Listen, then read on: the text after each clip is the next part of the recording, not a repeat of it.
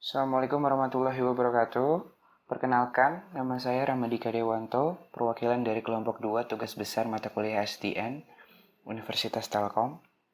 Di sini saya akan membahas tentang root flow dari mulai proses instalasi sampai nantinya bisa dijalankan perutingan berbasis IP pada jaringan SDN. Nah, pertama-tama mungkin saya akan memberikan gambaran terlebih dahulu tentang bagaimana root flow itu bekerja. Jadi, idenya adalah dengan membuat beberapa mesin virtual yang fungsinya akan menyerupai dengan fungsi dari sebuah router. Nah, nanti mesin-mesin virtual ini dia akan mewakili switch yang berada di dalam jaringan SDN. Artinya nanti kalau misalkan teman-teman buat sebuah kostum topologi pada jaringan SDN yang ada 6 buah switch, berarti teman-teman juga butuh 6 buah mesin virtual. Kalau teman-teman buat yang ada 8 switch, berarti teman-teman juga butuh 8 mesin virtual, dan seterusnya. Nah, mesin-mesin virtual ini diberi nama dengan root flow client. Nah, masalahnya adalah bagaimana root flow client, masing-masing root flow client ini bisa tahu dia itu mengkalkulasi untuk switch yang mana. Artinya, bagaimana mesin virtual nomor 1 itu dia bisa tahu kalau dia itu mewakili switch nomor 1 dari jaringan SDN. Bagaimana mesin virtual 2 mewakili switch kedua dari jaringan SDN dan seterusnya. Nah, solusi yang didapat dari root flow ini adalah dengan arsitektur seperti ini. Yang pertama, kita tahu kalau misalkan pada jaringan SDN itu dalam switch-switchnya dia itu meneruskan paket dari mana dan kemana sesuai dengan isi dari tabel forwardingnya. Nah, tabel forwarding ini dikirimkan oleh controller ke dalam masing-masing switch menggunakan protokol OpenFlow. Idenya adalah bagaimana kalau kita tambahkan sebuah aplikasi namanya root flow proxy, itu nanti dia akan mengambil alih kerja controller untuk mengirimkan tabel forwarding ke masing-masing switch di dalam jaringan SDN. Nah, tabel forwarding yang akan dikirimkan oleh root flow proxy ini didapat dengan cara mengambil data dari database yang terdapat dalam root flow server. Database ini diisi oleh masing-masing root flow client. Nah, perlu diperhatikan di dalam database ini arahnya bidirectional. Artinya dalam database ini tidak hanya terdapat data-data dari root flow client, tetapi terdapat juga data-data dari controller seperti topologinya bagaimana, flow statusnya bagaimana, dan info-info lain yang dibutuhkan oleh root flow client untuk melakukan kalkulasi terhadap routing. Nah, itu saya rasa gambaran secara umum tentang bagaimana root flow ini bekerja. Nah, di sini saya sudah punya outline supaya nanti teman-teman punya gambaran apa-apa saja yang harus teman-teman lakukan dalam beberapa video ke depan. Yang pertama tentu saja kita harus melakukan instalasi. Setelah nanti teman-teman melakukan instalasi, di dalam root flow itu sudah disertakan file sampel namanya rftest2 beserta dengan script custom topologinya. Itu di dalam script custom topologinya terdapat 4 buah switch.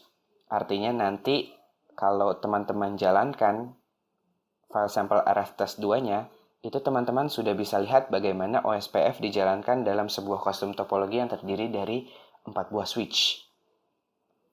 Nanti kita akan modifikasi file rftest2 ini supaya bisa menjalankan OSPF sesuai dengan topologi yang kita buat sendiri. Nah, untuk mewujudkan hal itu, ini sudah saya jabarkan menjadi 3 bagian penting yang harus dilakukan. Yang pertama itu adalah kita mengurus masalah root flow client-nya. Kita harus membuat kontainer. Kontainer itu adalah salah satu teknologi untuk mesin virtual sesuai dengan jumlah switch yang akan kita buat dalam custom topologi kita. Artinya kita bisa mengurangi atau menambahkan jumlah kontainer dari rftest2. Karena defaultnya 4, jadi kalau misalkan kita mau buat 6 buah switch di dalam jaringan kita, berarti kita harus menambah 2 kontainer lagi, 2 mesin virtual lagi. Nah, nanti setelah mesin virtual itu dibuat, mesin-mesin virtual itu harus dikonfigurasi sesuai dengan konfigurasi dari kostum topologi kita.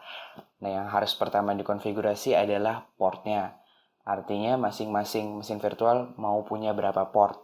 Dengan informasi penting yang pertama adalah port nomor 0 itu selalu terhubung dengan database dari RF server. Nah, konfigurasi-konfigurasi port itu terdapat dalam file namanya file config. Nah, di dalam file config ini juga terdapat deklarasi dari ID root flow client. Nanti ini sangat berguna untuk pemetaan root flow client dengan switch-switch yang ada di dalam jaringan SDN. Nah, setelah port-portnya dideklarasi, kita konfigurasi IP-nya. Konfigurasi IP-nya ada di dalam dua file, yaitu file interfaces dan file zebra.conf. Yang terakhir, untuk root flow client adalah konfigurasi OSPF-nya. Setelah root flow client selesai, kita akan mengurus bagaimana RF client ini nantinya akan dihubungkan dengan switch-switch yang ada di dalam jaringan SDN. Nah, pemetaannya itu ada di dalam file rftest2 config.csv. Nah, setelah poin 1 dan poin 2 selesai dilakukan, artinya sekarang kita tinggal mengatur bagaimana mesin-mesin virtual yang tadi telah kita buat itu dinyalakan. Nah, konfigurasi ini ada di dalam file namanya rftest2. Karena defaultnya adalah 4 mesin virtual, dan kalau teman-teman buat kostum topologi yang juga 4 mesin virtual, berarti script ini tidak perlu dimodifikasi. Tapi kalau misalkan teman-teman menambahkan atau mengurangkan jumlah mesin virtual, berarti script ini harus diedit. Nah, setelah teman-teman berhasil memodifikasi sistem root flow, teman-teman tinggal membuat kostum topologi pada Mininet dan kemudian dijalankan. Nah, sebelum lanjut ke video berikutnya, ada requirements yang harus teman-teman penuhi, yaitu teman-teman harus sudah memiliki 2 buah virtual machine, boleh VirtualBox, boleh VMware. Yang penting salah satunya sudah terinstall Ubuntu 12.04 untuk dijadikan tempat instalasi root flow, dan satunya lagi sudah terinstall VM dari Mininet yang teman-teman bisa download di website Mininet.